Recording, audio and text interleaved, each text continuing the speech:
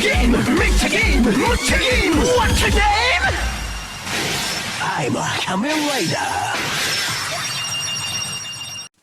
What's up, everybody? It's the Quarter Guy, and sorry I couldn't get this out yesterday, but I really have no excuses to this other than just being lazy for the day, but I figured this needs to be brought up.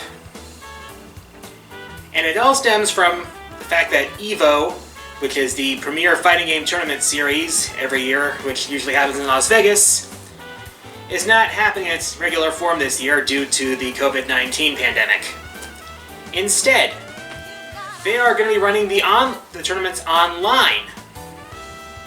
Now, people have understandably been concerned, to say the least, about this, mainly because the 9 games that were scheduled to be at EVO, Under Night In-Birth X-Late Clear, Super Smash Bros. Ultimate, Grand Blue Fantasy Versus, Soul Calibur 6, Tekken 7, Street Fighter V Champion Edition, and Samurai Showdown and Marvel vs. Capcom 2, they have one common problem. Bad netcode. Well, I think the version of Marvel 2 that was available online had good netcode, but that's not even available anymore And besides, they were probably planning to use the Dreamcast version. The thing is, not one of the 8 main games has good, reliable netcode. And I think that the fact that this is an international event, it's probably going to shine a light on that issue for developers. Now, most of those games use what's called delay-based netcode that waits for input from both players before it advances the game, which results in a ton of lag, especially in long-distance matches. Considering this is an international tournament, that is a problem. Yeah. No one is going to step up to defend Ultimate's netcode. Nobody. In fact, the only one of those games that actually has rollback netcode, Street Fighter V, is implemented not very well. Some people have been able to do it pretty well, some others have had problems with it. I think it was because that Street Fighter V had zero delay netcode, which is honestly no better than delay-based netcode. Now, there are fighting games that have good rollback netcode, like Killer Instinct, Skullgirls, even something like Pocket Rumble. If you don't know what Pocket Rumble is, go look it up. It looks pretty good. But the thing is, rollback netcode has proven to be more effective for long-distance plays, considering... Now, what rollback netcode is both players play their game on their own simulations, and the game waits for input, and when it gets input, it rolls it back to the state where the input timestamp happened, which will result in less lag, though might also result in people look like they're teleporting around. I'm not saying rollback netcode is going to solve everything, but it will mitigate the problems of lag, which is something that is present in so many tournament-level fighting games. Well, tournament regular fighting games. And if EVO turns out to be a real problem, like a lot of people are thinking it's going to be, it's going to send a message to fighting game devs that delay-based netcode just isn't going to cut it for international play. It just isn't. Not to mention lobby systems, because that's a completely different problem.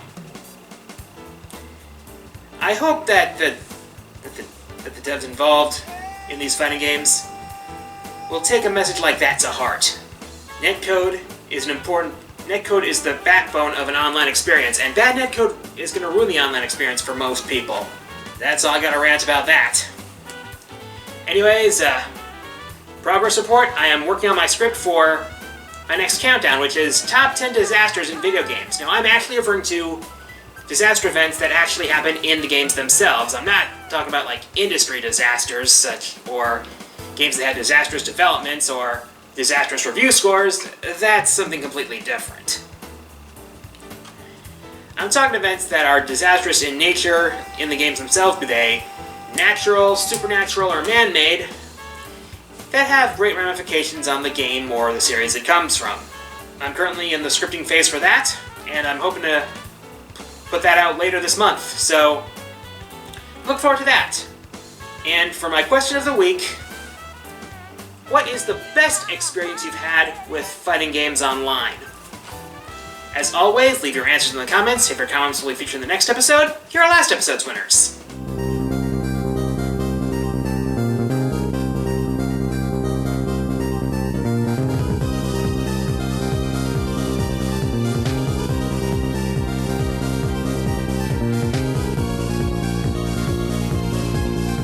And with that, time for the Fourth Wall Mailbag. As always, send me your questions in the community post on the community tab on my channel, and I will feature my favorite questions in the next episode. First question this week comes from Gamer Guy, who asks, at this point, are there really any rules to who can get in Smash? Well, it's funny how a lot of people have made these rules that are pretty much arbitrary because they haven't been broken yet, but really the only rule that has honestly stood and has been brought up by Sakurai himself is that it's gotta be primarily a video game character. The closest thing, the thing that bends the rules the most in this case is Rob, since it's a video game accessory made character. But pretty much everyone else besides the Miis, they are video game characters, and I think that's the way it needs to stay. It's gotta stay video game only, no manga characters, no comic book characters, no cartoon characters, no Goku, no Shrek, no Naruto, no Iron Man, none of that. It's gotta stay video games, and video games only. That's what it's meant to be. Smash is a celebration of video games, and that's how it should stay. We have no confirmation on the Spirit's deconfirmed notion. There is more weight to the assist trophies deconfirmed notion, but honestly, given that we're getting an ARMS character, even that rule is in jeopardy. Next question comes from YouTuber Austin Lawrence, who asks, do you have any plans to try out the Trials of Mana remake? Well, it honestly helps that there is a demo on the eShop, so I might try the demo before anything else.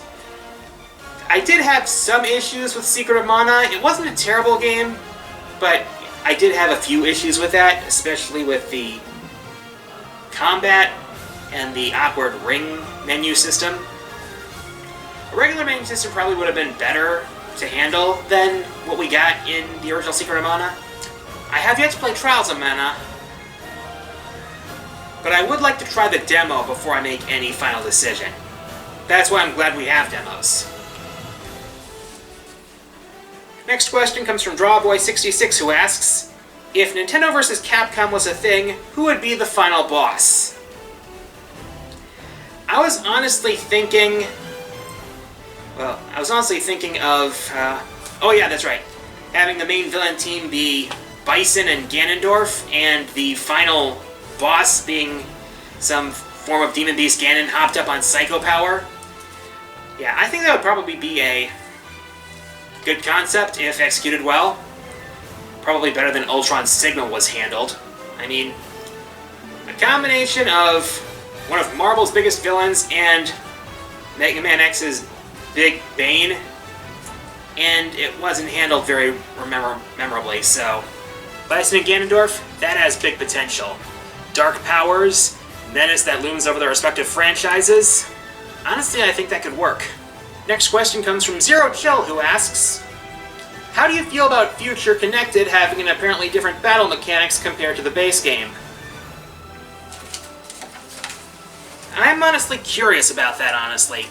Now, for those of you who don't know, Future Connected is the epilogue that's going to be a part of Xenoblade Chronicles Definitive Edition, which is the Switch remaster. I think it's a remaster. Well, for one thing, it looks good enough to be counted as a remaster, but the thing is, Future Connected is going to be an epilogue, featuring Shulk, Melia, and a couple new characters as well, and apparently a new battle system that I have yet to hear really any details about. I'm actually curious to see what kind of mechanics are going to be involved, because the original game's mechanics were so tight, but then again, the expansion for Xenoblade Chronicles 2 had some slightly different mechanics for battle than the base game, so that could work out pretty well. It might be... Who knows? Guess we'll find out when the time comes. Last question this week comes from the Redundant Hybrid Productions, who asks, what neglected Nintendo franchise would you love to see make a surprise return next Nintendo Direct? I made a whole list about that.